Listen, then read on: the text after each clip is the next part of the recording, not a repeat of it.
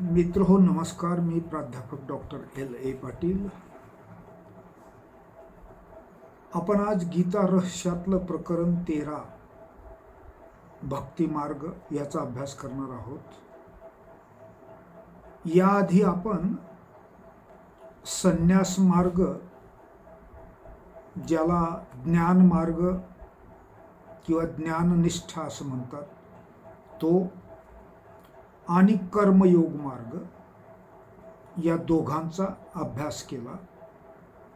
सर्वोच्च अशा मोक्षासाठी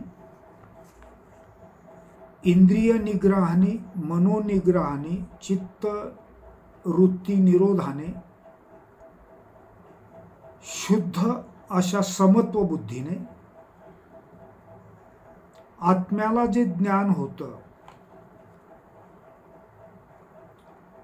ते जे आत्मज्ञान आहे किंवा ब्रह्मज्ञान आहे, ते प्राप्त करण्यासाठी जी साधारण आंतरिक श्रद्धा किंवा ज्ञान लागतं, ते सर्वांकडेच असेल असं नसतं. आणि मग अशा वेळेस सर्वसामान्य माणसाला सुद्धा सिद्धावस्था साध्य करायची आहे.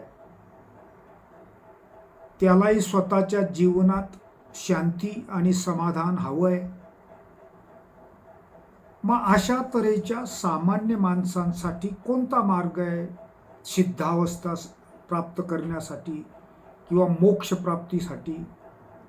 तर भगवद्गीतेत आणि गीता रहस्यात हा जो मार्ग सांगितलाय तो आहे भक्ती मार्ग. हा जो भक्ती मार्ग आहे, अनेक प्रकारचे मौलिक ज्ञान प्राप्त करण्यासाठी शुद्ध बुद्धीची, समत्व बुद्धीची गरज असते. ती सर्वांकडे असतेच असं नव्हे, म्हणून सर्वसामान्य माणसांसाठी गीतेत भक्ती मार्ग सांगितलेला आहे. खरं तर ज्ञान केवळ बुद्धीनेच प्राप्त होतं, हाही एक वृथा अभिमान आहे. सामान्य माणसं जे कष्ट करतात, कर्म करतात, त्यातून त्यांना जो अनुभव येतो त्याच्यातूनही ज्ञान प्राप्त करता येतं. परमेश्वर स्वरूपाचे यथार्थ ज्ञान होण्यासाठी लागणारी तीव्र बुद्धी नसेल तर सामान्यांनी कोणता मार्ग धरावा? यासाठी भक्ती मार्ग सांगितलेला आहे. ब्रह्मप्राप्तीसाठी बुद्धीखेरीज विश्वास व श्रद्धा ठेवणे हा मार्ग सांगितला आहे. खरं तर बुद्धीद्वारे प्राप्त केलेले ज्ञान आचरणात आणण्यासाठी नेहमीच श्रद्धा, विश्वास, दया, वात्सल्य, कर्तव्य, प्रेम इत्यादी नैसर्गिक मनोवृत्तींची गरज असतेच. सृष्टीच्या बुडाशी असलेलं अव्यक्त, नित्य, सत्य, शुद्ध, बुद्ध असं जे परब्रह्म आहे, जे चैतन्य स्वरूप आहे, ते तत्व शोधून काढण्यासाठी बुद्धीची गरज असतेच. परंतु जिथं बुद्धीची मर्यादा संपते तिथून पुढे श्रद्धा काम करायला लागते. म्हणून श्रद्धा सुद्धा भौतिक शास्त्रांच्या मध्ये सुद्धा आपण असं बघतो, भौतिक शास्त्रांच्या संशोधनात सुद्धा श्रद्धा असते. म्हणूनच प्रयोगाला सुरुवात केली जाते, प्रयोग केले जातात, अनेक वेळेस त्याच्यातून अपयश येतं, परंतु निश्चित असं यश येईल अशी श्रद्धा असल्यामुळे प्रयोग सुरू राहतात आणि एक दिवस येतो की काहीतरी वेगळं सापडतं. म्हणजे अध्यात्मशास्त्रांच्या विकासात सुद्धा श्रद्धा किंवा भक्ती याची गरज असतेच. तसंच इथं सुद्धा म्हणजे परब्रह्माचं ज्ञान प्राप्त करायचं असेल तिथं सुद्धा एका विशिष्ट मर्यादेच्या पलीकडे जिथं तर्क संपतो तिथं श्रद्धा सुरू होते. परब्रह्म निर्गुण आहे, आत्मा परब्रह्मच आहे, प्रत्येक सजीवात एकच आत्मा आहे, निष्काम कर्माने चित्तशुद्धी साधता येते, समत्व बुद्धीने सुखदुःख इत्यादी सारखेच वाटू लागतात. ह्या गोष्टी उत्तम प्रकारच्या ज्ञानाच्या सहाय्याने विवेक जागृत करून सत्सत विवेक बुद्धी पूर्णपणे जागृत असल्याच्या नंतर शक्य असतात.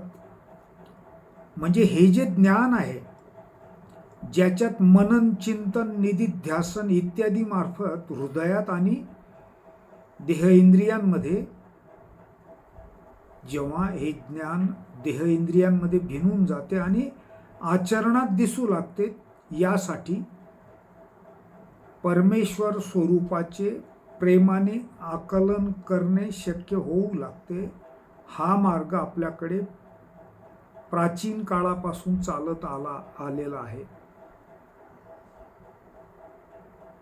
चिंतन मनन निधिध्यासन किंवा सतत अभ्यास निरीक्षण परीक्षण आत्मचिंतन यातून अशा काहीतरी एक विशिष्ट प्रकारच्या मानसिक बळाचं एक सामर्थ्य माणूस निर्माण करतो आणि त्याच्यातून ज्या अव्यक्त अशा गोष्टी आहेत त्याचाही अंदाज फोरकास्टिंग करता येऊ शकतं. ईश्वरावरील शुद्ध व निर्हेतुक निष्कामपणे केलेले प्रेम म्हणजे भक्ती. ज्यावेळेस भक्ती हा शब्द येतो त्यावेळेस निष्काम निर्हेतुक कोणताही हेतू नसताना शुद्ध प्रेम करणे, भक्ती म्हणजे शुद्ध प्रेम. परंतु या प्रेमाच्या मागे निष्काम भाव, अनासक्त भाव, समत्व बुद्धी, निर्हेतुक कोणताही हेतू नाही, लाभ हवा, यश हवे, काही न करता मिळावे वगैरे असे कोणत्याही लाभाच्या गोष्टी यात नसतात, त्याला भक्ती म्हणतात. म्हणजे भक्ती ही निर्हेतुक शुद्ध आणि निष्काम असावी. चित्तशुद्धी व प्रेम नसेल तर भक्ती निरर्थक होते. सहेतुक भक्ती करणारा भक्त खालच्या पायरीचा समजला जातो. मंदिरांमध्ये जी गर्दी आहे त्याच्यात त्यांचा दोष नाही, त्यांना कळलंच नाही नक्की भक्ती काय आहे. अज्ञानामुळे नक्की आपण काय करतो आहोत. श्रद्धा आहे असावी, परंतु श्रद्धेबरोबर जर अज्ञान असेल तर ती अंधश्रद्धा होते आणि म्हणून मग त्या भोळ्या बाबड्या भक्तांचं एक प्रकारे पिळवणूक होते, शोषण होतं. परमेश्वराचे ज्ञान झाले असताही काही प्राप्त करून घ्यायचे नसतानाही नारदासारखे ज्ञानी पुरुष शुद्ध कर्तव्य भावनेने निष्काम कर्मे करीत असतात. हे आपल्याला माहिती आहे. आणि मग हे खरे भक्त आहेत. भक्त नारदासारखा असावा. सर्व प्रकारचं ज्ञान आहे, सर्व प्रकारची सिद्धी प्राप्त आहे, तरीही निष्कामपणे कर्म करत राहणे, ईश्वरावर भक्तिभावाने अढळ श्रद्धेने प्रेम करत राहावे, म्हणून ते नारदाचं उदाहरण आहे. भक्ती मनाने होते, बुद्धीने नव्हे. बुद्धी ही निर्णय घेण्याचं काम करते. भक्तिभाव, भावना मनाचे गुण आहेत, म्हणून भक्ती मनाने होते. प्रेम मनात आहे, श्रद्धा मनात आहे, भावना मनात आहे, आणि म्हणून भक्ती मनाने होते. खरं तर परब्रह्म जे आपण आतापर्यंत बोलत होतो, एकच नित्य, सत्य, शुद्ध, बुद्ध, निर्गुण, निराकार, अनिर्वचनीय असं जे परब्रह्म सांगितलंय, जे या जगतचं आदी कारण आहे, ते एकच आहे. ते परब्रह्म सामान्य माणसाला समजत नाही. मग काय केलं पाहिजे? सामान्य माणसालाही भक्ती करायची आहे, सामान्य माणसालाही सिद्धावस्था पाहिजे, मोक्ष पाहिजे, त्यालाही त्याच्या अनुभवाप्रमाणे ज्ञान प्राप्त झालेलं आहे. मग अशा वेळेस हे जे सर्वोच्च परब्रह्म आहे, हे अव्यक्त आहे, हे इंद्रिय गोचर नाही, इंद्रिय याला पाहू शकत नाही. हे अव्यक्त आहे, शुद्ध आहे आणि निर्गुण आहे.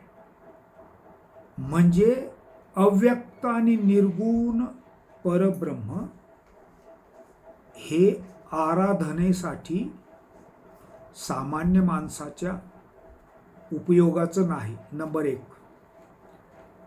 मग अशा तऱ्हेने अव्यक्त पण सगुण, ज्याच्यात गुण गृहीत धरता येतील असं दुसरं सगुण ब्रह्म आपण गृहीत धरलं, जे दिसत नाही, मनाला इंद्रियांना गोचर नाही, म्हणजे त्याचा अनुभव येत नाही, म्हणजे बघता येत नाही. इंद्रिय गोचर नाही म्हणजे इंद्रियांना दिसत नाही. अव्यक्त आहे, निराकार आहे, पण सगुण आहे, ज्याच्यात भक्ताला अनंत असे गुण गृहीत धरता येतील असं अव्यक्त सगुण ब्रह्म, ज्याला आपण ईश्वर म्हणू किंवा परमेश्वर म्हणू, ते गृहीत धरायचं. हे दुसरा मुद्दा. पहिलं निर्गुण अव्यक्त परब्रह्म, दुसरं सगुण अव्यक्त ब्रह्म, ज्याला सच्चिदानंद स्वरूप ब्रह्म असं म्हणू आपण. याच्यात गुण आहेत, अनंत गुण असं गृहीत धरतो आपण. कारण साधनेत गुणांची प्रार्थना होते, गुणांची साधना होते. गुण संपादनासाठी साधना, आराधना, उपासना होते. तर अशा तऱ्हेचा न दिसणारा ईश्वर पण सगुण असलेला हा गृहीत धरायचा. पण एवढं करूनही भागत नाही, कारण मन हे संकल्प विकल्पात्मक असल्यामुळे, म्हणजे आत्ता पूर्व तर नंतर पश्चिम, आत्ता काही तर नंतर काही, इतकं चंचल असल्यामुळे मनाला हे अव्यक्त सगुण परमेश्वर नाही समजत. म्हणून मग व्यक्त असं सगुण, व्यक्त असं सगुण, ज्याला आपण एखादा महापुरुष, भगवान श्रीकृष्ण असतील किंवा राम असतील,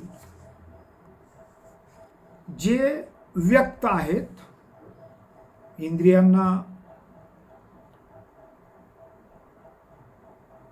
दिसणारे आहेत असं समजू आपण, आणि ज्यांच्यात अनंत गुण आहेत, म्हणजे गुणवंत पण आहेत आणि दिसणारे पण आहेत, अशा तऱ्हेच्या एखाद्या मूर्तीची या चंचल मनासमोर गरज भासते. कारण हे चंचल मन एखाद्या वस्तूसमोर एकाग्र होऊ शकते, एकाग्र करता येऊ शकतं. आणि जर असा सगुण पण दिसणारी मूर्ती समोर ठेवली, त्या मूर्तीत गुण गृहीत धरले ईश्वराचे आणि उपासना सुरू केली, तर हळूहळू इंद्रिय निग्रह साधला जातो. म्हणजे इंद्रियांवर नियंत्रण येऊ लागतं, मनोनिग्रह साधला जाऊ लागतो, मनावर नियंत्रण येत जातं, चित्त शुद्ध होत जातं, चित्तवृत्ती ज्या नको आहेत वासनात्मक त्या निघत जातात, बुद्धी शुद्ध होत जाते. म्हणजे वासनात्मक बुद्धी संपते, केवळ व्यवसायात्मक बुद्धी शिल्लक राहते. म्हणजे उपासनेने सुद्धा अंतःकरण शुद्ध होऊन जर सतत चिंतन मनन निधिध्यासन केलं तर कशाचं, ही जी मूर्ती गृहीत धरली आहे ना, या मूर्तीत ईश्वराचे गुण गृहीत धरले तर, बघा एखादं मंदिर असतं, त्याच्यावर एखादी मूर्तीची स्थापना केली जाते, त्यावेळेस त्याला प्राणप्रतिष्ठा असं म्हणतात. म्हणजे त्या मूर्तीत त्या ईश्वराचे प्राण भरले, म्हणजे ईश्वराचे गुण भरले, त्या गुणांची आपल्याला आराधना करायची, त्या गुणांची आपल्याला पूजा करायची असं त्याचा अर्थ. पूजा म्हणजे होन हवन नव्हे. पूजा म्हणजे हळद कुंकू पानं फुलं तेल तूप हे नव्हे. पूजा म्हणजे किंवा प्रार्थना म्हणजे साधना. कशाची? प्राणप्रतिष्ठा केलेल्या ईश्वराच्या गुणांची. प्रार्थना ही साधना असते. कशाची?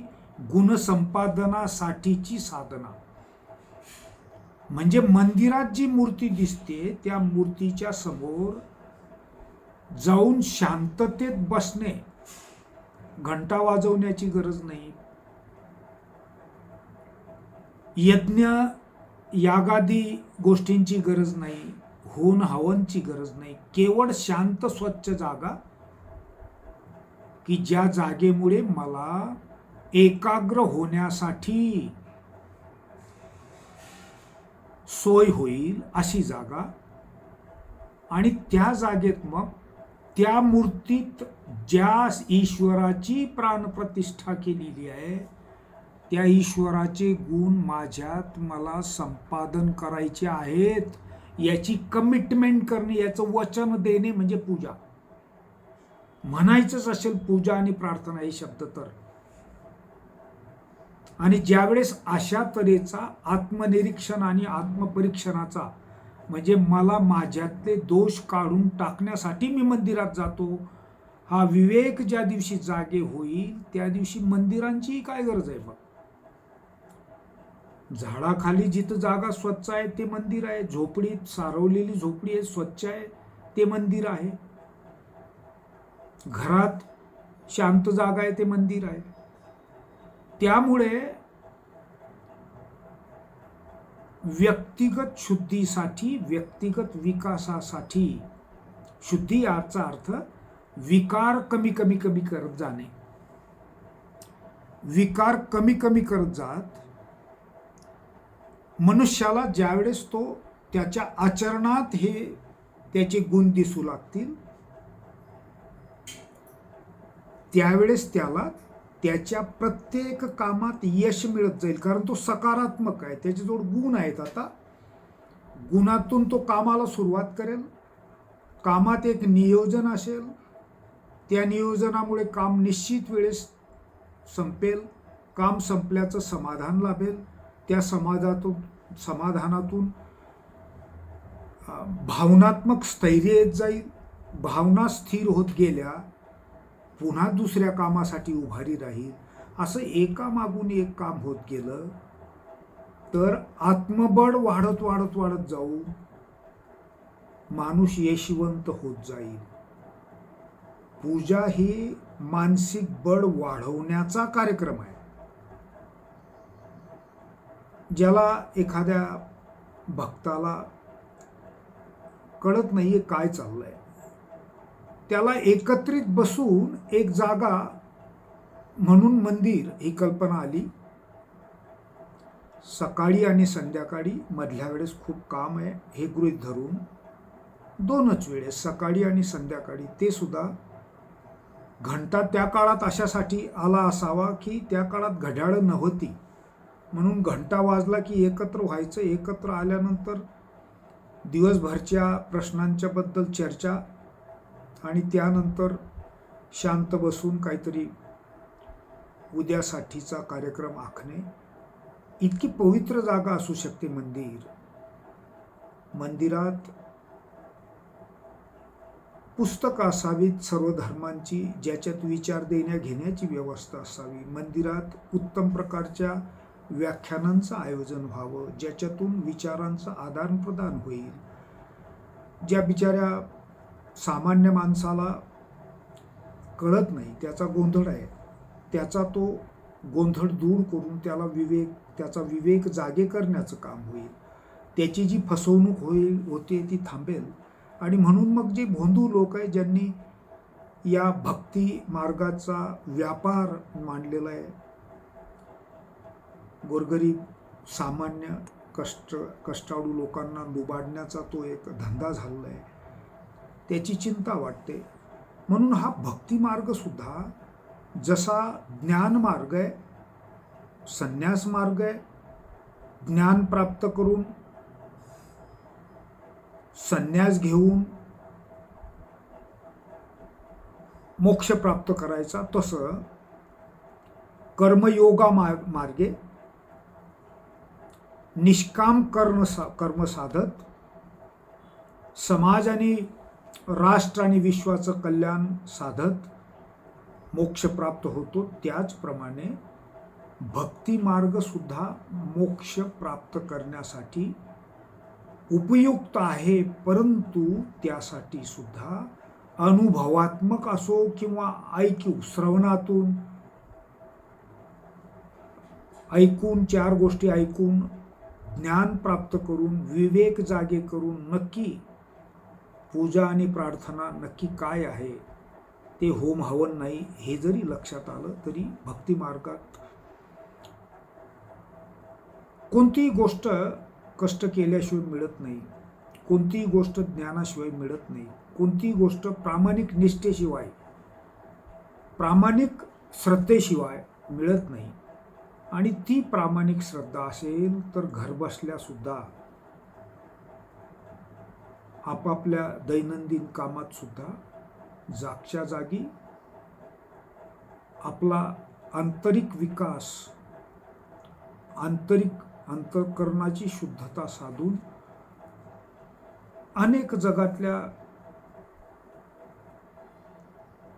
महात्म्यांनी, महात्मा गांधी याच्यातलं मोठं एक उदाहरण आहे, किंवा विवेकानंद एक उदाहरण आपल्याला सांगता येईल. अशी अनेक वेगवेगळ्या धर्मातली मंडळी या भक्ती मार्गातून उच्च अशा शुद्ध अशा अंतःकरणातून, चित्तशुद्धीतून, धारणा, ध्यान आणि समाधीच्या द्वारे एकाग्र होऊन मोक्ष प्राप्त करू शकले.